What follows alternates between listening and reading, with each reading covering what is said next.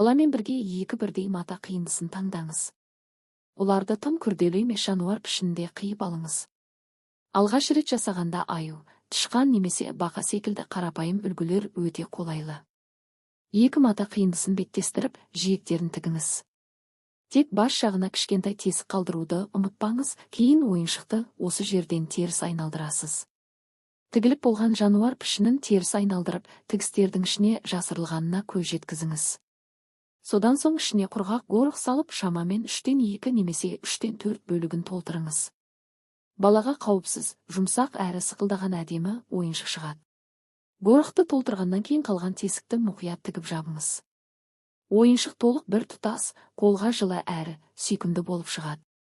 Фломастер немесе арнайы тоқыма маркерлермен ойыншықтың көзін, мұрнын, аузын және қосымша детальдарын сызып, оған жамбыңыз.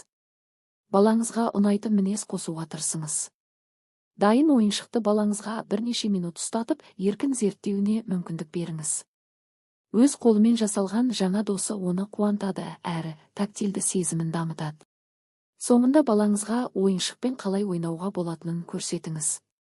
Оны ақырын түсіріп көріңіз, домалатыңыз, жастыққа жатқызыңыз, жасырыңыз, қимылдатыңыз, сөйлетіңіз, құшақтап бетінен сүйіп көрсетіңіз. Балаңыз ойынның сан қырын байқап, қиялы мен эмоциялық байланысы дамиды.